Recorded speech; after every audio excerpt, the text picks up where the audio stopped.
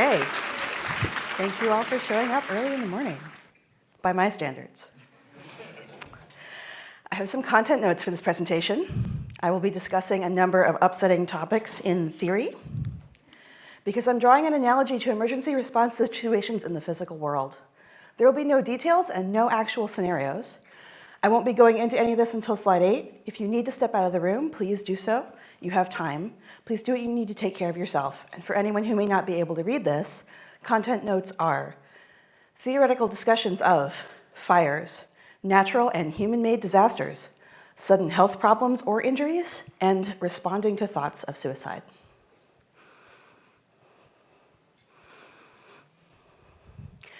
What would you do if you, hypothetically, woke up, checked Slack while you were still in bed? I know you wouldn't do this. I know you wouldn't do this. And you saw this.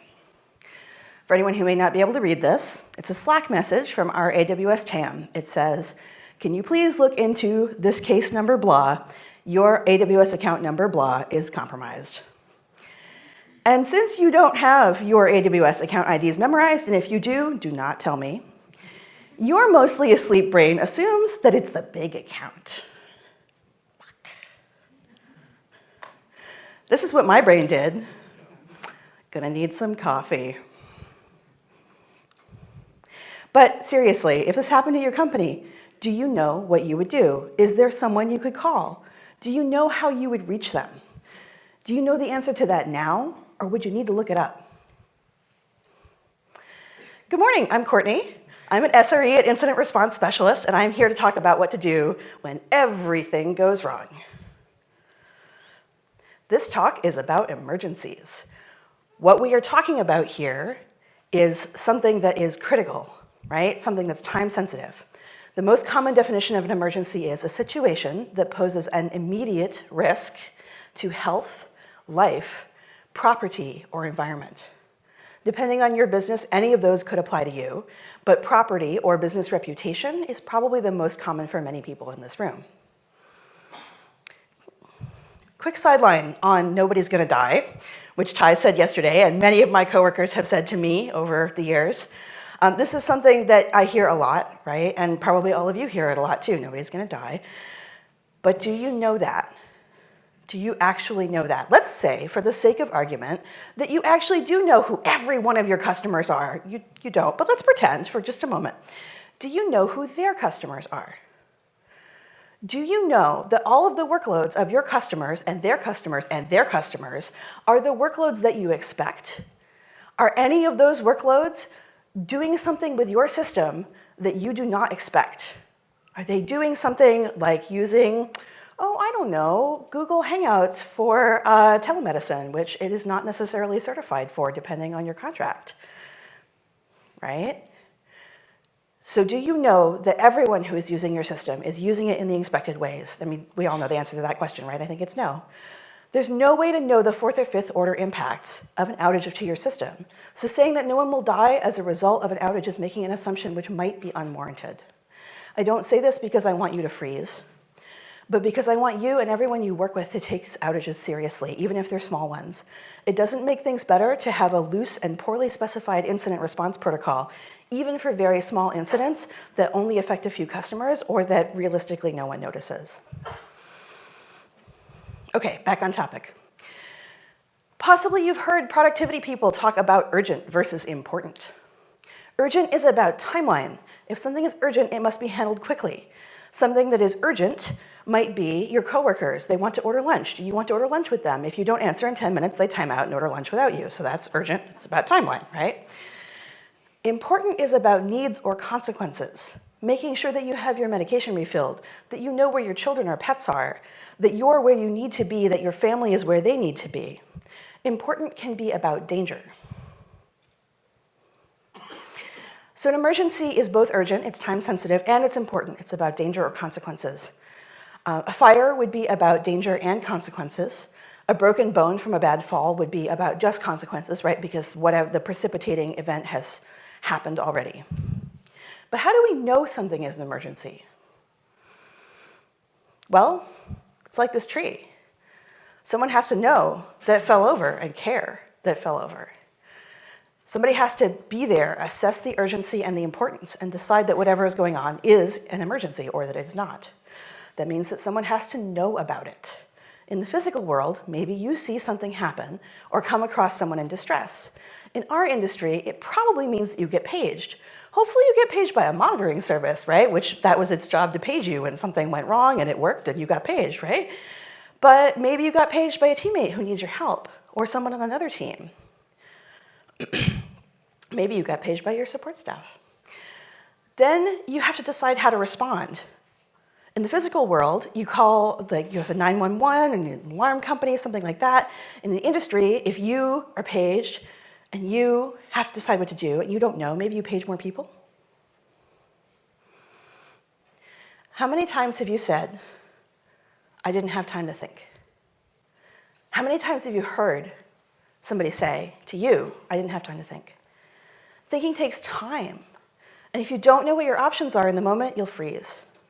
So we need to eliminate the need to think for as many people involved in the emergency as possible. That's why calling 911 connects you to a dispatcher who can reach all the common response teams directly. You don't have to take a moment to decide, which response team do you need and how do you reach them? You call 911 and the dispatcher helps you with that. This is a picture of the sign on the back of my hotel room door when I was staying in Toronto, which was the first place that I gave this talk. Hotels across North America, and probably in other cities too, have signs like this in every room, just in case you should need to call for help or to evacuate the building, right? We probably never even look at these. I don't remember what the one in my room here looks like. And usually I look at them just because I'm curious about the room layout. Both the US and Canada use 911 as an emergency number. 911 creates a framework for response. It represents years of planning and communication, including these signs on the backs of the hotel room doors, right? They're ubiquitous, they're everywhere. They're there in case you need it, so that in the moment, you don't have to think. When you call 911, the dispatcher knows who they can call, how to reach them, how to get information from you about the situation that you're reporting, and to remind you to keep yourself safe. This is critical, right? It's no good to anybody if they show up and you have become part of the emergency that they need to help with. This framework enables you to respond when you encounter an emergency. If you don't know what the options for help are, you don't know what to do. So this represents preparation. Calling 911 also triggers the response framework used by the dispatcher and emergency response specialists. Fire personnel, EMTs, and police have plans for how to reach the emergency, that's called assembling, how to stay in contact with the dispatcher while they do, how to assess the emergency when they arrive, how to communicate within their group and across groups. For instance, at a fire personnel have to coordinate with medical personnel, how to escalate, summon more fire trucks, summon more ambulances. The details of these protocols vary by country. Canada's is called an Emergency Management Framework for Canada. The US uses the National Incident Management System. They're not very different if you start looking at the details, but the terminology is different, and if you're talking to people in different places, they might have slightly different expectations. So what have we learned? There's a lot of text here. You don't have to read it all. We're going to revisit each part of this. Frameworks are about organization and planning. If you discover something that might be an emergency and your mind goes blank, that means that you have not been enabled to respond. It means that there wasn't enough preparation to put in front of you what you needed to know in order to make a snap decision in that moment.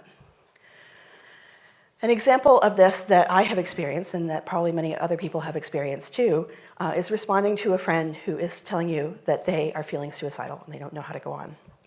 For a lot of us, our mind's blank at that moment. There are plenty of things that can be said in that situation that are more or less helpful, but if you have prepared, if someone has helped you to understand what to say in that moment, you can come up with something that might make the situation better. A professional example would be responding to a security issue like the one that I began this talk with. So let's apply this. We've talked over all of that. Now we can talk about creating an incident response system for your organization. The best way to do this is to take a national system and adapt it to your needs and tools. The rest of this talk is going to be guidance for how to do that so that you know that you've sort of covered at least the high points. So first, you need to know what an emergency is. You need to know that something is wrong. So you need monitoring and alerting that you have some confidence in. You can't be 100% confident of your monitoring and alerting at all times, but you should have some understanding of the kinds of things that you expect it to alert you on, and then what kinds of responses you might take. Then you need to decide what constitutes an emergency for you. In a commercial context, this will usually mean that people either can't use what they're paying you for, or they can't pay you in order to start using it. Examples of this would be not being able to buy things on Amazon. That's a really big emergency for Amazon. Not being able to launch a new app on Heroku, that gets people really excited. Next thing, you need to know how to get help. Like 911, if you make people decide who to engage or how to look up how to engage them, you'll waste precious time. Make sure that you have a single point of contact that's easy to use and remember. Publicize it widely. This is like those signs on the backs of the hotel room doors, right? Make sure that it's easy to use and remember. Some companies use chat ops commands in Slack. That's what we do. I think that, yeah, there's some companies that still use like a conference call. You just like dial a hotline and it pages somebody.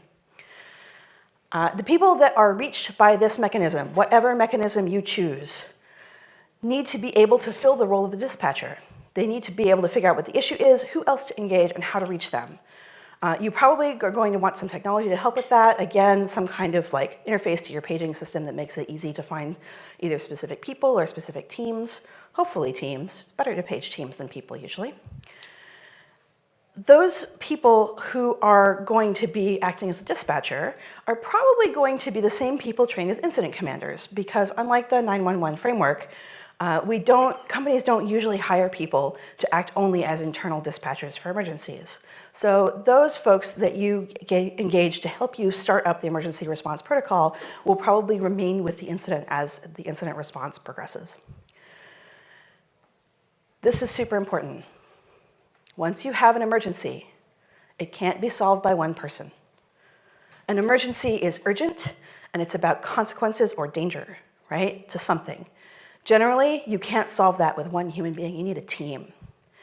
Emergency responders in the physical world are almost always sent out in pairs or larger groups, because when you have something that is that bad, you need to have enough resources in order to not just stop it, but to try to push back the damage.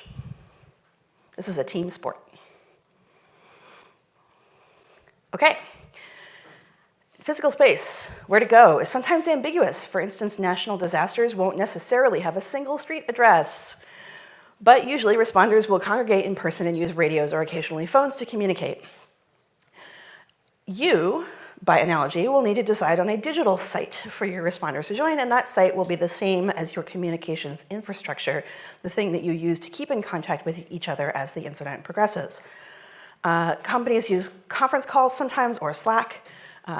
Whatever you use, it makes sure that it remains up when your infrastructure is down, or that you have a secondary site that you can use should everything go so wrong that your initial site is not available. I mean, that's good advice anyway, but it's especially good advice if you're using your own infrastructure for an incident response.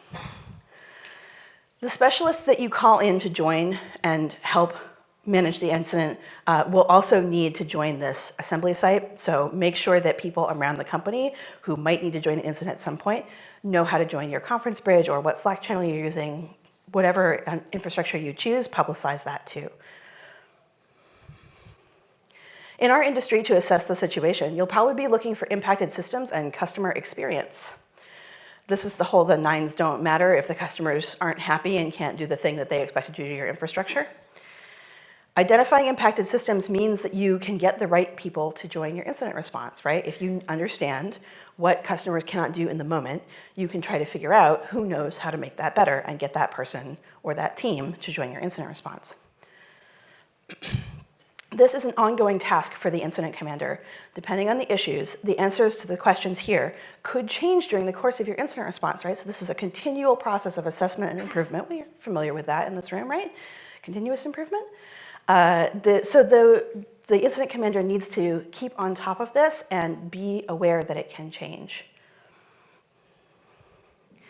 You also need to be able to delegate. The essence of successful incident response is cooperation. This is the team sport thing that I mentioned a little bit ago. No one can handle this solo, So you've got to be able to divide up the work somehow. Considerations for dividing it up include avoiding duplication of effort and trying to parallelize responses that you're using to try to address the problems that you're seeing.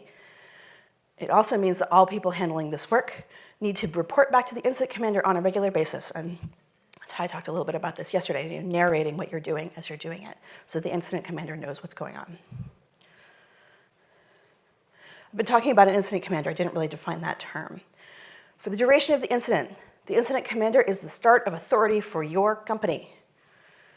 The incident commander is the only one with a view of the whole problem and all of the people working on it. Even if everyone's in the same Slack channel, the incident commander's only job is to pay attention to this. That means that it's critical that no one argue with or countermand the incident commander, not other responders, not managers, not executives. Doing so means that everyone helping with the incident has to decide what side to take, right? If I, as the incident commander, give some kind of directive and someone else comes in and countermands me, then you have to decide, are you going to listen to the incident commander or are you going to listen to the person arguing with them? That wastes precious time. It's unproductive. It means that we're not collaborating. It means that we are not delegating. It means that we do not have a coordinated incident response. All of that also means that no one leaves the incident until the incident commander says, "Thank you, you're released."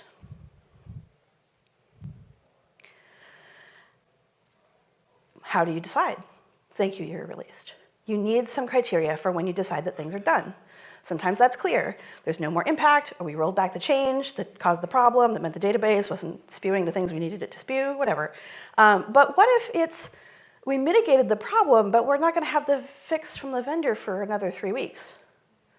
What if it's, we can't mitigate the problem, and we won't have the fix from the vendor for another 3 weeks? What if it's a security incident and now everyone in the company has to patch all of their Redis's and it's going to take 3 weeks?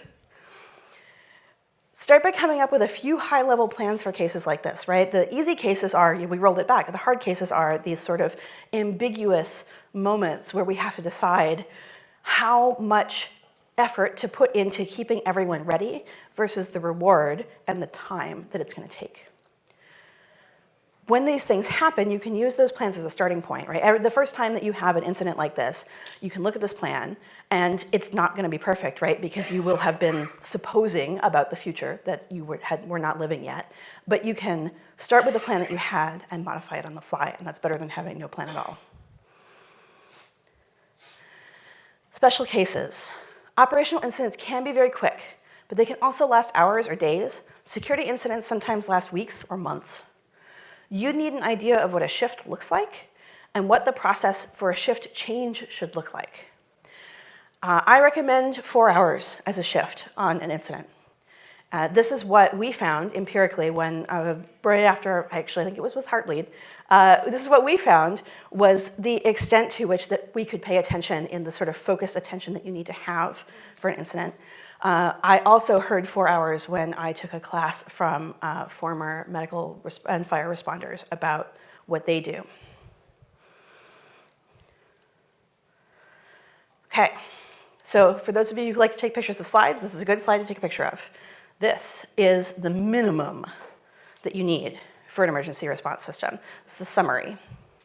There's a lot more to it than this, but this is how to get started. If you cover this stuff, you're on your way, and I'm going to read it for anyone who might not be able to. You need to know, is this an emergency? You need people who know the relevant subject areas, either EMTs in the physical world or API team members, whoever you need at your company. Someone who knows how to organize them, the incident commander. You need a place to assemble, you need a way to communicate, you need shifts, and you need to know how you know when it's over. And then you need training. You've got to train people, right? Good luck, have fun? No, that's not a good way to run this show. You need training, you need documentation. You will get much better results if all of your engineers are trained as if they were incident commanders themselves, because they will know why the incident commander is asking them these weird and annoying questions when they're just trying to roll back the change that was made. They will understand what's going to be done with the information that they provide in response. It will reduce their grumpiness, but also they will be able to predict what they're going to be asked for next. That reduces round trip time. Next steps. There's a lot of places you can go from here. What I gave you, the MVP, that was like minimum. Like at the point that you start to implement that, you will probably immediately notice gaps that you're sort of making mental lists of, oh, we could do this next. How do you communicate with the customers while all of this is happening? That's kind of important, right? You want to let your customers know you're on it. How do you engage the lawyers if you have to engage the lawyers? How do you engage the PR people? How do you engage the executives? Or how do you disengage the executives? How do you engage your vendors? How do your vendors engage you if they need you to cut it the hell out? Profit? It's possible. If you have really good incident response, sometimes you have really good customer satisfaction ratings during your incident response because customers are like, oh, they got it. They got it. I feel good about this. So that story that I started with, for those of you who are still wondering about what happened, the account in question was a brand new dev account that had its creds checked into GitHub by accident. First thing, account creation, check the creds in. Oops. So it wasn't a big deal, which is great. But several other people, including one of our executives, heard that we had an account compromise and came to me over the course of the day to be like, what's going on? Oh my God. So we still had a little bit of incident response, even though there was no real incident. Further resources, you can get a bunch of good information off of Wikipedia because people who like to edit Wikipedia often like this kind of thing, so there's a lot of good nerd content there. So the incident response system page on Wikipedia is pretty good. There's a book called Incident Management for Operations, and that book was written by the people that I took the class from that I mentioned earlier on incident response given by former first responders in the physical world. Emergency management from Public Safety Canada. So that's where Canada talks about their emergency management system. And because I wouldn't want you to think that I have done all the work, because I have not. These are the things I want to read and have not read yet, and also basically everything that Andy name-checked yesterday in his talk. Paradise Built in Hell is a book by Rebecca Solnit about people, just regular people responding to disasters, earthquakes, Twin Towers, that sort of thing. The Survivors Club, Secrets and Science That Could Save Your Life, that is mostly about the people who survive or do not survive airline accidents. I want to thank Marlena Compton for reading over a draft of this presentation, providing encouragement. Mental Health First Aid Canada. There's also a mental health first aid here, and it started in Australia, so there's lots of places to do this, should you also be interested. Taking this class was really formative for me because, one, I'm now better equipped to handle any sort of thing that my friends or other people that I know might need from me. But also, I had this moment after this class of knowing what it was like suddenly to be prepared for something that I had not been prepared for before, and that really informed how I wrote this talk. Thanks for coming.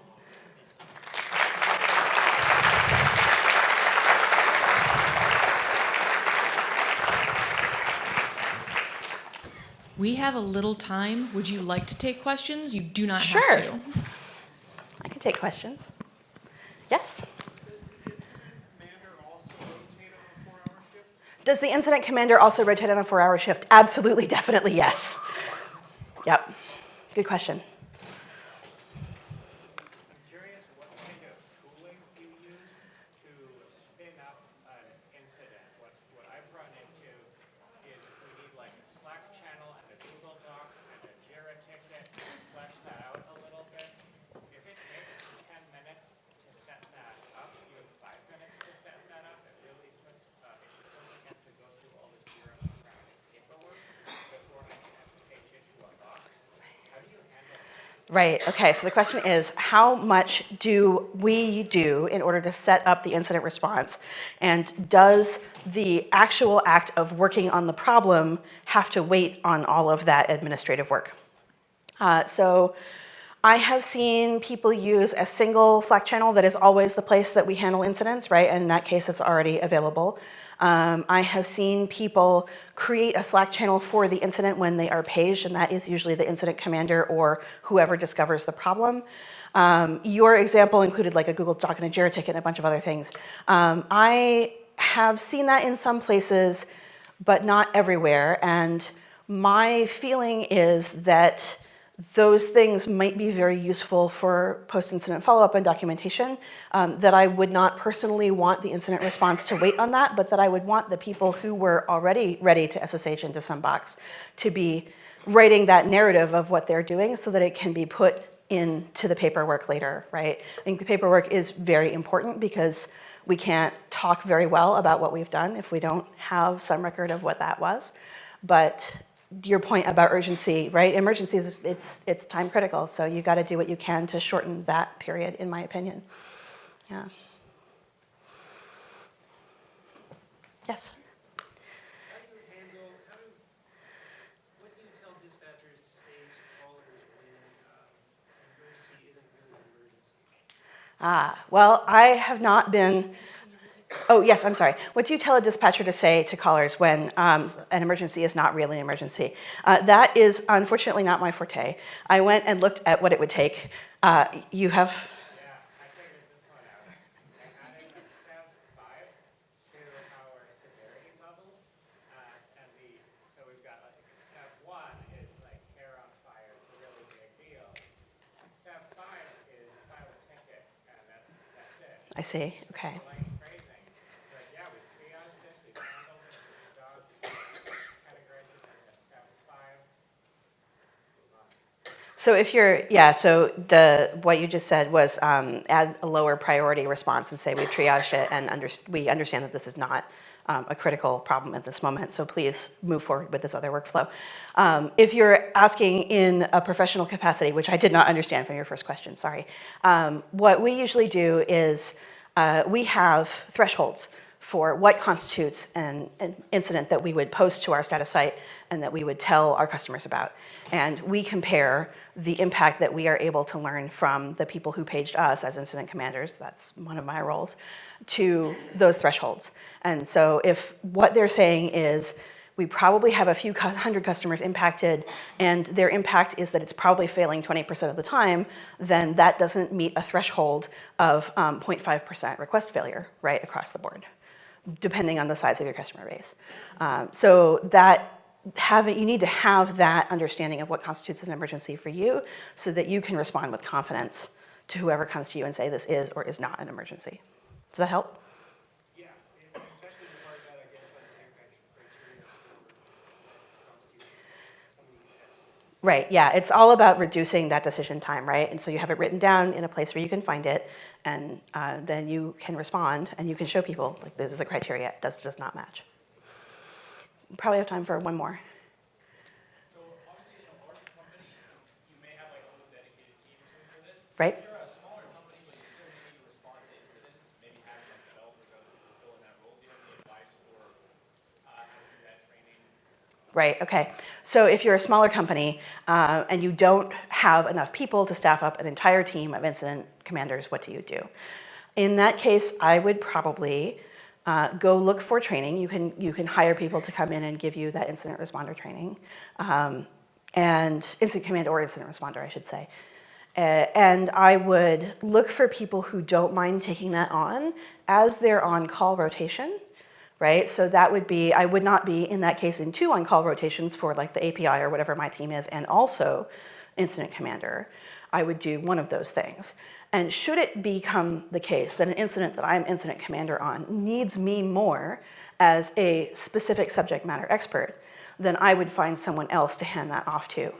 Generally, in your case, I would look for volunteers, and I would think about the number of volunteers that I would need in order for people to be on call a sustainable quantity of their life, right? Which in my case, in my opinion, you should be on call less than half your life. How are we on time? I think that's 2 more minutes. Okay, we could do one more.